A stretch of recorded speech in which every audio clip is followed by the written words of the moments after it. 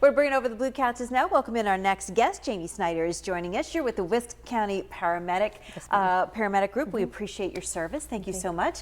And you've got a community health fair coming up. We do. We're very excited. So in the 90s, West County Paramedic Association had a health fair that we used to have for the community, where it was our membership drive, and we would connect the community members with resources they need to help better and enrich their lives. And so that kind of took a break for a while, and when I took over last year, that was a paramount that we needed to bring back, because we do, as like your previous guest said, that we have so many people in the community that just don't have the resources that they need to continue living at home or to continue to live at the lifestyle that they're able to. So the focus of this is to try to get people in our community connected with the resources that they need in order to be able to live the life that they have right now. What kind of resources will be at the health fair? We're going to have, for younger people, we're going to have the fire safety house to try to educate children about, fire safety. We also are going to have palliative care, hospice care, GCAC will be there. A lot of whole list of different people that we have coming from the Community Emergency Management Agency. Do you offer CPR classes? We are. Or sign up people for that as well? We're going to do a free CPR class that day, and if there's enough people, we'll do multiple. We're also going to have flu shots. So on our website, we have a QR code where you can sign up and get your annual flu shot.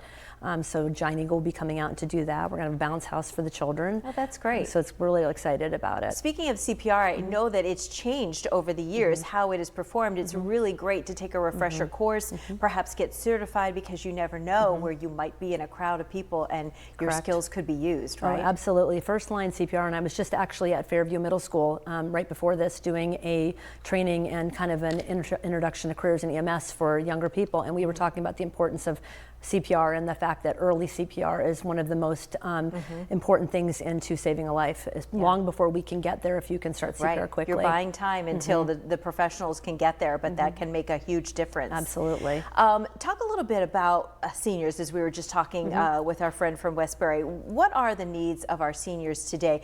I constantly think back to November when we had that terrible snowstorm, and so many were calling our newsroom and saying, I'm out of prescriptions, I'm out of food, and even though we had said for days this is coming, it's hard for them to prepare. It's hard for them to deal with it. Not everybody has family members or neighbors that they can call and ask for favors. So how do you deal with that on a regular basis? We're seeing an increase in calls for fall victims, people that simply, they fall out of a chair or they fall out of bed and they need assistance getting up. And we get that a lot of time. We get electrical problems where people don't have their oxygen concentrators and things are off. We also see people that are having health problems, can't get to a doctor and things like that. And that's the important thing, that we want to bring those community resources back, especially like GCAC and area resources that are able to provide them with the link to what they need to have.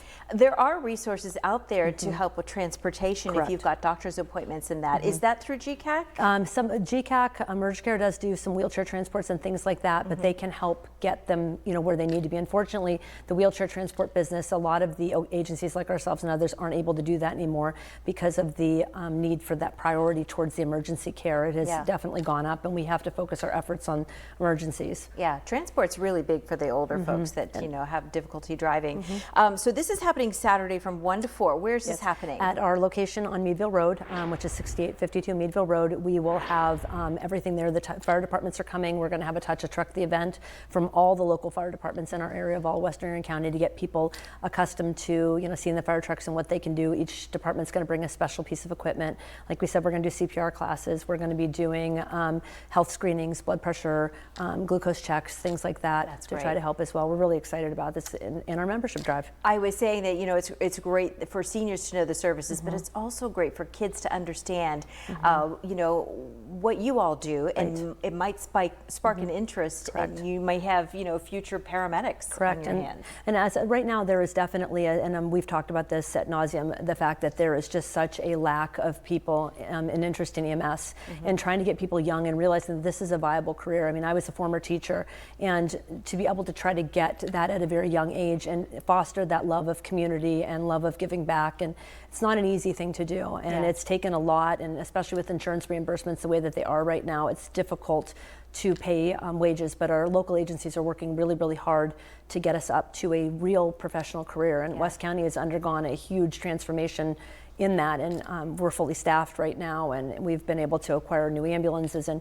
feel things like you're like heading in the that. right Yeah, we're direction. heading in the right direction. It's been a long, labor of love, but we're really doing well. And this, community health fair is such an important part of it, because we want our community to come in and meet us, to be at our house, to see where we are, to get familiar with us and what we can offer them. Well, and I think that there should be, a payback is a strange phrase, but for them to appreciate. I mean, you're there to serve them, and so it's great when they can also be there to help you all when you need it. Correct. Because it just helps everybody. Right, and unfortunately, like we said, with the insurance reimbursements being so low, membership drives and grants are really the only way to get new equipment, and the equipment prices are just going up and up and up. With the tariffs and everything else, it's really difficult to get. And you don't know where it's going from here as well. No, we don't. I mean, a new ambulance roughly is $300,000. And Lucas, which is on a CPR device, is $30,000. These things are very expensive, and it's really hard to, acquire that. That's amazing. Community Health Fair again this Saturday from 1 to 4 at the West County Paramedic Station. Again, give us that address. 6852 Meadville Road, and if you're thinking about the CPR class, just reach out and we'll get you signed up. Yeah, and you should do it. It's not hard at all, and it is different. It's not mouth to mouth anymore. No, you do it all differently. Yeah. So and it's a great skill to know, no matter how old you are. Happy to help and happy to have you there. Yeah. Thanks, Jamie. Right, thank you. Thanks for joining us today. We appreciate it.